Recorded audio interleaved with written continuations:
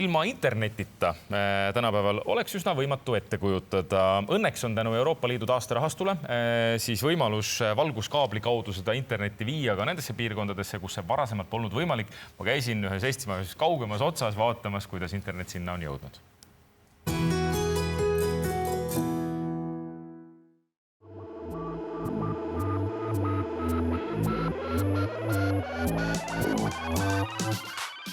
Euroopa Liidu interneti üks kagupoolsemaid nurki, vähemalt Eesti kontekstis, on praktiliselt selle sama koha peal, kus ma seisan, sest kilomeetri kaugusel minust on juba Venemaa piir. Me tuleme vaatame, kuhu jõuab üks lairiba internet tänasel päeval.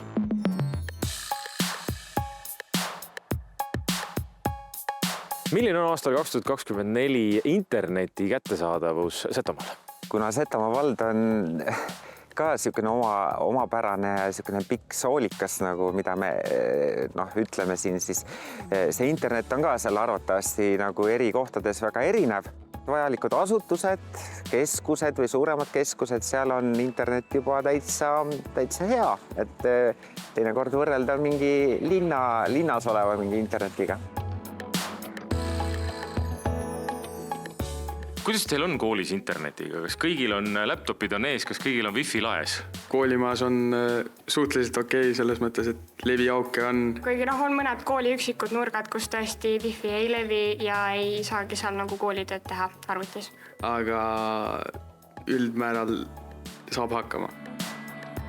Kui te õhtul kodus olete, kui koolitööd enam tegema ei pea, kas internet on selline asi, mis arvutis olemine, ilma milleta te ei kujuta elu ette? Viimasel ajal olen ennast rohkem võrutanud sellest, et võimalikult vähe olla ja muude asjadega tegeleda. Isiklikult proovin nagu lähtuda rohkem, et lugeda meile raamatuid, väljas käia või trenni teha, aga jah, sotsiaalmeediat vahepeal saab YouTube'is ja mängud ja... Ja net jookseb kenasti ja ei kiilu vahepeal kinni? Jah, nagu selles mõttes wifi saame kätte ja levi on olemas, aga peamine probleem see, et kui on mitu seadet korraga ühendatud ja mängud näiteks lihtsalt ei jookse välja nagu... Kuidas on selle kättevõtuse ettevõtete tasandil, eraisikute tasandil täpselt samamoodi, et kui nüüd tahaks meelitada siia Setomaale näiteks mõnda ettevõtet, kui palju see on varem takistuseks näiteks olnud, et pole internetti? Setomaal ongi ju peamine mikro- ja väikeettevõtlus ja kuidas inimesed teevad päris palju tööd kodus, kas siis see on selgelt nagu olnud probleem ja see on ikka praegu ka veel, et mul on vaja mingi mahukaid pilte saata puidumasinale sisse söötmiseks ja me neid ei saanud saata, siis nüüd on see ikkagi nagu oluliselt paremaks muutunud. Me oleme nii harjunud juba sellega, et igal pool on kaardimaksed, et sa ei tule selle pealegi, et sularaha enam tänapäeval kaasa võtta. Samas ma kuulsin, et kui ma jooksin siia või tuttavad kuulsin, et võtta igaks juhuks sularaha kaasa, et ma ei ole kindel, et seal igal pool kaardiga maksta saab. Üks viimaseid nagu tõsiseid nagu probleeme oli meil siin Seto talumuuseumis, see on valla nagu allasutus ja tšäimaja, me tahame pakkuda siin turistidele niisugust kohalikku autentset sööki. Üks kohv ja üks kamavaht, palun. Ja kui äkki ikkagi seal nagu levi ära kaob ja ei saa maksta ja sularaha ei ole, mis me siis teeme? Väga lihtne. Tiiuse kõikis väga lihtsalt praegu, aga kui me läheksime mõned aastad tagasi, siis vist nii lihtsalt ei oleks läinud. Vahepeal pidi minema keset küla sularaha otsima, et saada ära arveldatud. Ainuke pangaautomaat on Setomaal Värskas ja et käige sealt, võtke siis nagu sularaha, see ei ole nagu mõistlik. Kas digiriik on jõudnud siia ka, sest et meil Eestis justkui peaks olema, aga kui sul ei ole internetti, on seda väga raske kasutada. Võib ikka nagu julgelt öelda, et on ikka. Aga muuseumitöös on see teinud nüüd kordi elu lihtsamaks? Muidugi meie muuseum ei ole väga ammu aega tagasi tegelikult muuseumi veebiväravaga ühinenud, aga õnneks praegu kõik toimib ja sinna neid sissekandeid teha on lust ja lillepidu. Ei pea ootama, kuna asi salvestub ja kuna saad edasi liikuda oma programmis. Näiteks kõik maksed inimestel postkontoritesse, mingi kommunaalmaksete tegemise, need on kõik kadunud. Asendame neid siis raamatukogudes mingi avalike internetipunktidega.